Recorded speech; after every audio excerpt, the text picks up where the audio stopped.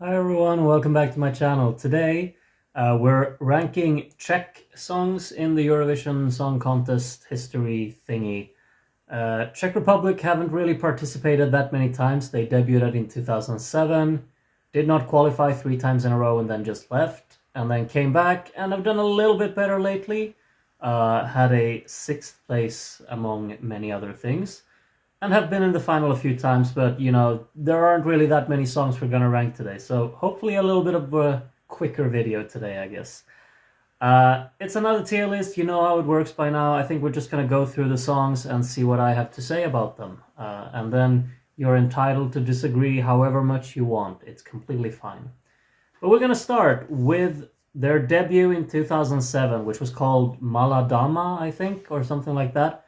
It's a hard rock on the verge of metal song with very odd vocal style, which really doesn't work for me, at least. Quite odd song altogether, in all honesty. It's just not for me.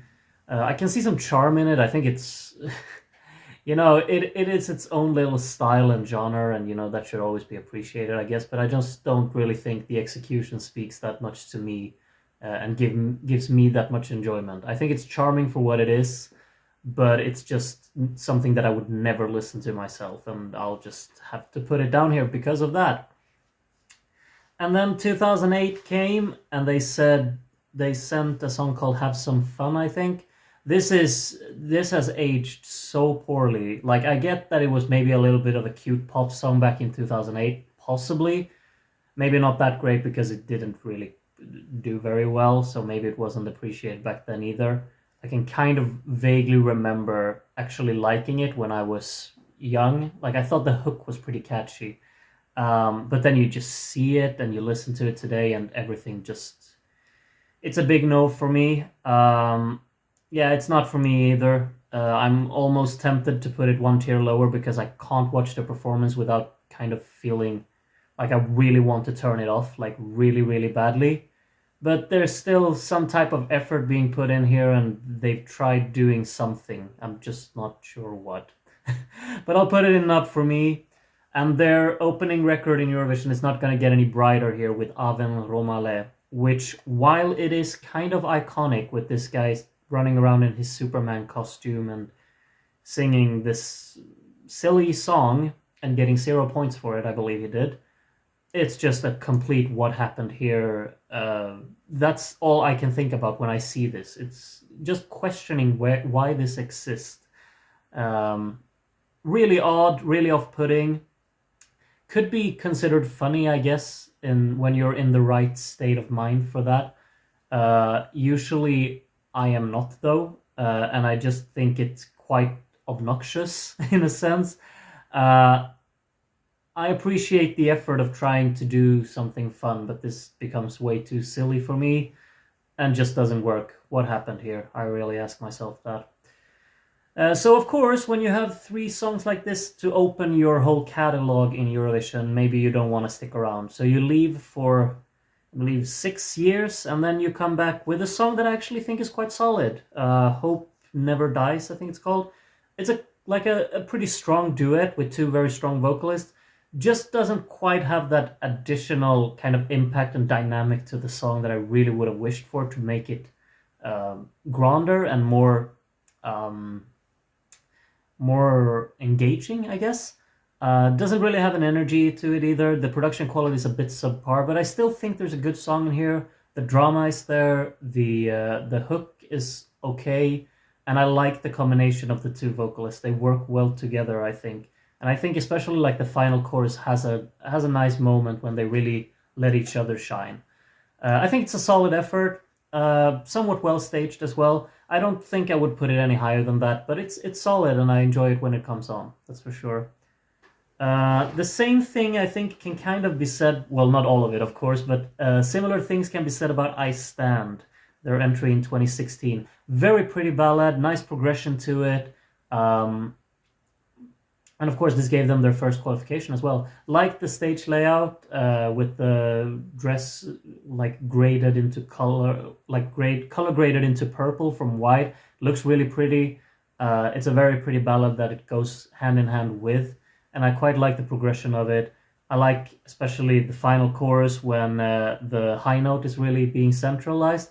I just think the punch of the final chorus could definitely been grander. Maybe add some more instrumentation to it to really just make it take over the soundstage as well.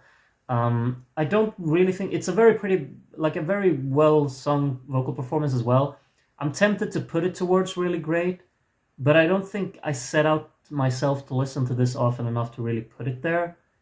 I think I'm just gonna stick with solid on this one. I never listened to it, which is actually quite a shame because I think it's a good song in many aspects, but it doesn't really strike me enough for me to really latch onto it, unfortunately. Then we have 2017 when they were back to not qualifying. I think this is a pretty solid song as well, but it's not solid to the point where I would rank it next to these. I think this is it's quite oddly staged first and foremost, and I think the song is just a tad too forgettable. It doesn't quite have anything to really make me latch onto it as a listener. There's a nice instrumentation to it. I think there's a pleasant soundstage behind it.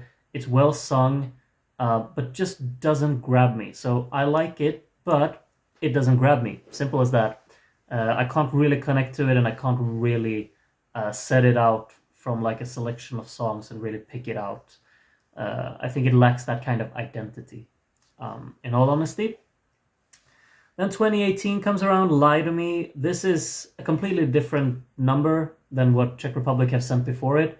It's a great performance. I think that's the main thing about it. It's very charismatic, very energetic. The song is not really anything that I would write home about. I think it's very minimalistic to the point where it almost sounds like it's too quickly put together. And this horn hook, like the trumpet hook in it, it's catchy for sure. And it works well with the vocal style that the whole song has going for it. It's very energetic in that sense. But at the same time, when you scale it back and you just listen to the backing track, it's incredibly lackluster in a sense, especially like percussion-wise and atmosphere-wise, and as well, you know, the whole collective sound of everything that really goes in here. It's a bit too minimalistic for my taste, but I think the performance and the character of it and the memorability of it elevates it up to a solid entry. I don't think it's much more than that, in all honesty. What I do think is much more than that is actually Friend of a Friend. This is a really fun performance, and I think the song is exactly what Lie to Me maybe lacked a little bit. I think the dynamics are definitely here. It's very well produced. It has a lot of fun little elements in the songwriting here, especially with like detailing and such. And I like the whole sound design of the song. I think is the main thing. Especially like when the B section of the choruses comes in and it goes instrumental, it has a really nice sound to it. I just think that's really what wins me over. It's also highly energetic, liking the constant percussion that really keeps the energy going. Just really enjoyable, and I like watching it on stage as well. I think this is a really great entry from Czech Republic. It's really, really great. I really do think so. Love it. Something that I love even more is Kemama here, and here comes my controversial opinions, I guess. I think that if you know my channel by now, you know that I loved both of Benny Cristo's songs. Kemama is probably the one that I listen to more, I think. This just has identity, it has character, it has that tribal feeling to it, while also adding a lot of energy, a lot of just a joyous setting that really makes me happy. I get happy listening to this, I really get dragged into it, and I think that if you take the performance that was from Vidbeer that he did, I would put this up in fantastic, because I really do think it's one of the better songs in Eurovision and one of the better performances as well. I wish that, like, if the 2020 show had happened, that the performance would have been very similar to the one in Vidbeer. It was very simple and very restrained, and it doesn't need to be more than that, because that's where they fell flat with what came next, Omaga. What could be an equally good song, in my opinion, fell completely flat with a really poor performance, I think. Overly messy on stage, overly shaky all over the place, vocal variations that didn't really work for me personally. I just didn't get the whole cohesion of like, the song has a great cohesion, it has a great production, especially like the production quality of this song is among my favorites. But then you take everything and you see it on stage, and the cohesion of it and the professionalism of it looks completely lost. I have to put it in solid, because even though I think the song is really great, on the verge of fantastic, I can't really put it that high because I think the performance really lets it down. And that's such a massive shame, because I was so hyped up with the first time I heard Oh My God. I got so... I listened to it so much and I just fell in love with the song. I thought it was really catchy, really charming with all of its fun approaches. And just like the production quality of it as well just made me kind of fall for it, because it's just one of these things that really attaches itself to me. When I hear something that I really like the sound of and the sound design and the sound mixing of, I just kind of fall for it and I just want to hear more. And that's what I felt with Omaga, and then you lose all of that when you see it live. It's a big shame. For Kemama, however, I just have to put it up in Fantastic because I love the song so much, and I think the performance is done perfectly there, so that it matches the fantastic approach of the song that I really think it has. I think his songs are incredibly charming. I think he's incredibly charming as well, and a great performer. Unfortunately, it just didn't work out. But he belongs in the top tiers on my list, at least. And then, of course, in 2022, we had Lights Off, a song with a great production again. What's up with Czech Republic and just having great productions? It's been 4 years in a row here. I don't think I would call Lie to Me a very great production. I don't like the approach of it.